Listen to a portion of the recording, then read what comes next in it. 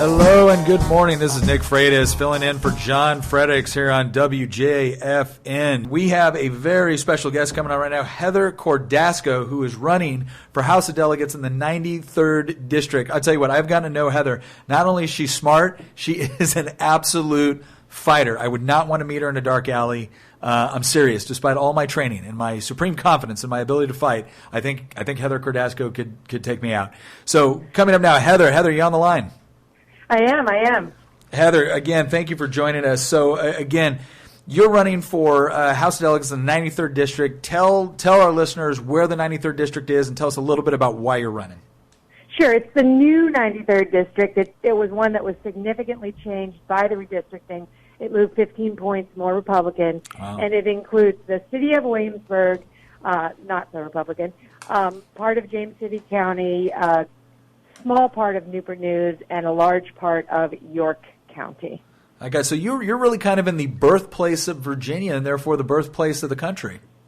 Absolutely. The district includes Yorktown. You know that. Well, it's just over the border, but it's very close to Yorktown. It's Colonial Williamsburg, and of course Jamestown, very close by as well.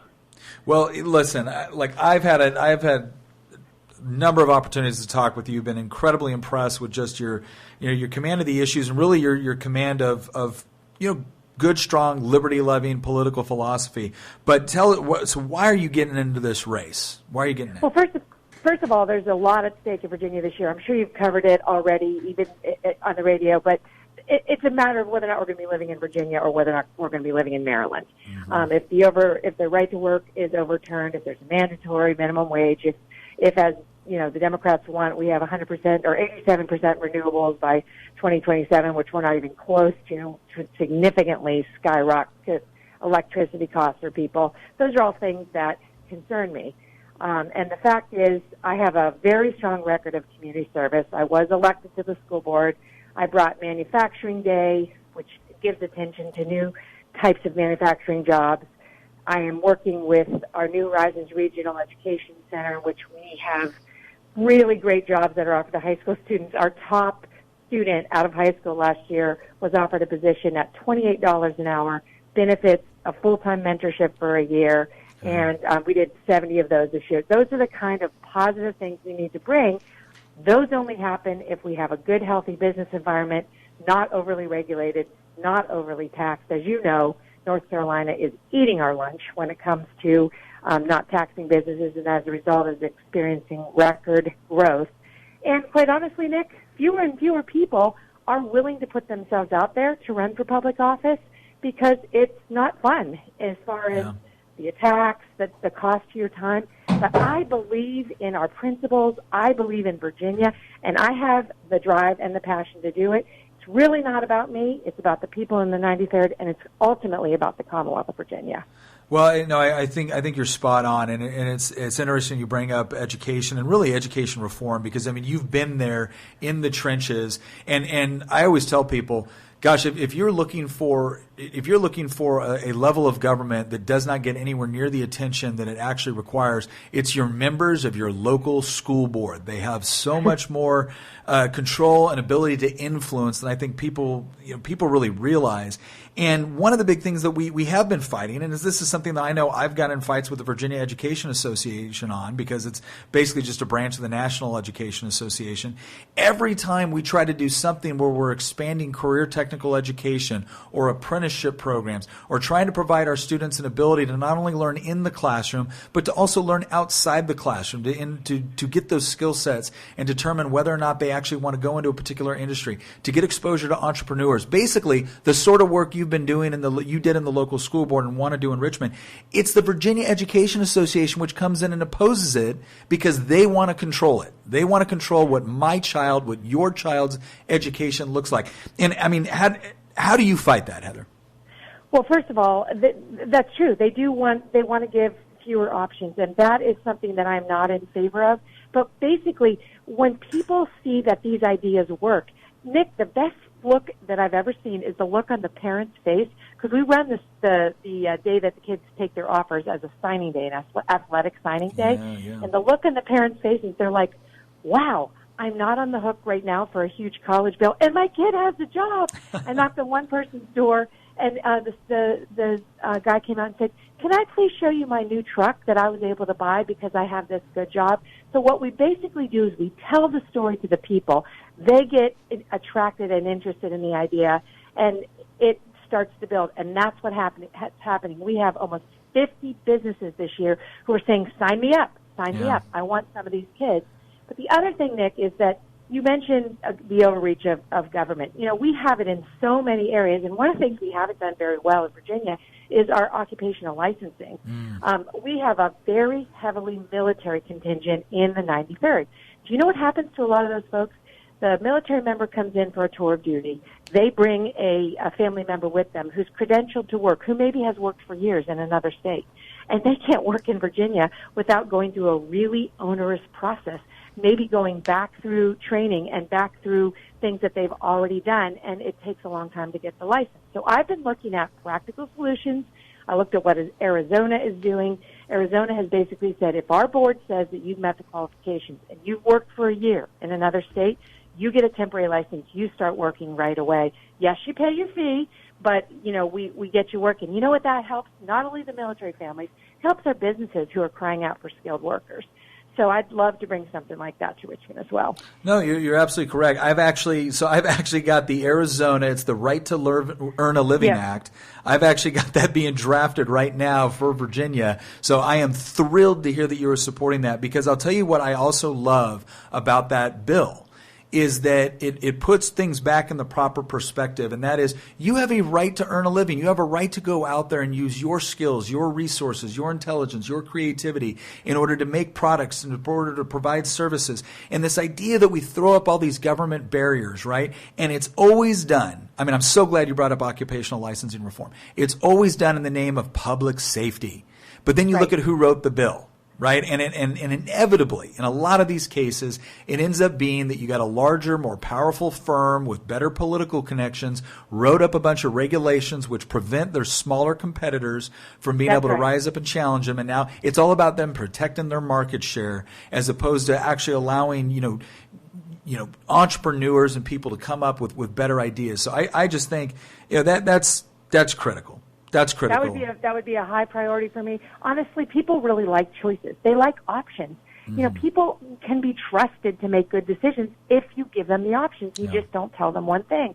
I mean, same thing, we've seen this with health insurance. We've seen the barriers that have been put up there to free market ideas that are working in other places. And, you know, that would be something else that I'd be interested in working on. You know, I'm a kidney donor, so essentially I could be considered to have a pre-existing condition. So do I care about people who have pre-existing conditions? Sure I do. But that, you know, I hate to be told I can't. Yeah. And we can't. You know what? If you work together and you don't always care who gets the credit and you do what's best for people, things work out really well. No, I think you're absolutely right. And again, it's going back to the medical side for a minute here, because I know we tried to pass legislation last year that would allow farmers and some of the other small business owners to be able to pool resources. And, you know, we got it through the General Assembly, we got it to the governor's desk, and he vetoed it. And it was amazing because we had this whole floor debate where they're like, well, these are junk policies. And I said, okay, well, wait a second. Who gets to decide whether or not a policy is good or not? Does the consumer get to decide? Or are the 100 people in the House of Delegates, are we now wiser than everybody else? Do we now know all of the economic, social, and family conditions of 8 million Virginians to where we think we are so arrogant that we would think we're qualified to decide for them what a good policy looks like? Right. But again, it's this desire for control, and you know, I think you bring up a good point too. And this is I'm so glad you're hitting this home, because and your district is big for this. But we have about 10% of the population of Virginia is either active duty military or veterans, and we have had an issue, and we've been trying to do a better job of addressing it. I can't wait for you to get to Richmond so you can help us address this issue with the personal experience that you've had working with people. But yeah, just trying to get a credentialed teacher into the school. Or one thing with healthcare that I love to bring out is that a Special Forces medic, an 18 Delta, that is someone that has gone through intensive medical training. If they're over in Iraq, they can fix your goat. They can do geriatric care. They can deliver your baby. And oh, by the way, they can fix a sucking chest wound while under fire with doing a 9-line medevac and get you back to safety. But if they come back to the United States and they want to give you stitches for money, that's a crime. That's right. Yeah. That's right. It's exactly the kind of thing that we're talking about. In fact, I just talked to a gentleman last night who had been a police officer, and they kept on making him go back through academies. He finally just ended up going back to be a police officer at the Department of Defense because he thought, I can't do this anymore. This is ridiculous. I've proven my worth over and over again. So when I get to Richmond, my plan is to be a voice for common sense policies that put people first and don't weigh people down with a lot of bureaucracy and regulations that really don't do anything to make their lives better. Well, and I think that I really do think that's one of the fundamental differences between the way we look at solving problems, right? I've talked to, look, I've got friends on all different sides of the political spectrum, but the one thing that I try to gear everybody in on is this idea that, look, we've all identified the same problems, right? We're trying to address poverty. We're trying to address sickness and healthcare concerns and violence and education. We all agree that there's various problems and challenges that we got to address. And hopefully we all agree that we want people to be happy, healthy, prosperous, and free. The real question is, how do we get from A to B? And again, Heather, as I'm listening to you talk and from several other conversations that we've had, you put the emphasis on, are we going to empower people or are we going to empower a government agency? That's right. And I just don't have a lot of, it's not that I doubt the good intentions of people within a particular agency or a particular politician, but man, why do you think they got to have so much control over everything? Well, I guess they think that they know better than we do. And, honestly, I don't mind if people give me incentives to do the right thing. I just don't like to be mandated. Yeah. And, if I want to drink raw milk, let me drink raw milk. Really, what's the big deal on that? My insurance company says to me, Heather, we'll give you a 10% discount if you wear your seatbelt. However, if you are in an accident and you haven't worn your seatbelt, there's going to be a consequence. I'm fine with that. Yeah. You give me the option, I can take the incentive, and we'll go from there. But, I think that's how a lot of people feel. We know that the largest selling license plate in the Commonwealth is the Don't Tread on Me one. Yeah. Because people are feeling increasingly oppressed, and they get frustrated when they go to the DMV. They get frustrated when they go to places that they see bureaucracy is not working. We need a breakthrough that, and there are ways to do it, and we can do it. And when I get to Richmond, we're going to do it. So I'd love to have people check out my website. It's just votecordasco.com. It's just like it sounds, Cordasco. I have also plenty of information on a Facebook page. If people are in the area that is in the 93rd and they want to help, I'd be happy to receive their help. We have knocked on thousands and thousands of doors, and I will tell you, people are concerned about what could happen to Virginia, and they're very motivated to vote. Well, I'll tell you what, Heather. You've been working incredibly hard. I want to see you get across that finish line because, again, you would be a very welcome addition to the Virginia House of Delegates. And I just want to encourage everybody, understand something. This is, when you look at the overall redistricting that took place in Virginia, it did not benefit a lot of our Republican incumbents. But here was one district where we actually were able to to make it a more competitive district. And I'm not saying that's the way it ended up happening when the court came back and made this ruling. And Heather knows this district. She has campaigned in this district. She's lived in it. She's worked in it. This is the candidate we need to be able to win in the 93rd. But I'll tell you what, it can't be all on Heather.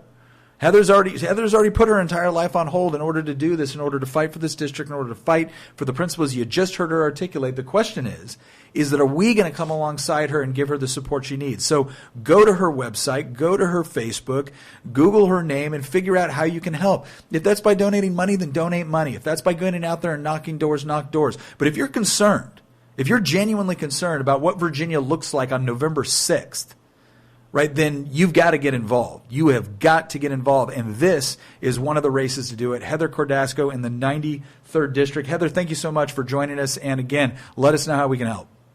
Thanks so much, Nick. Bye-bye. Bye.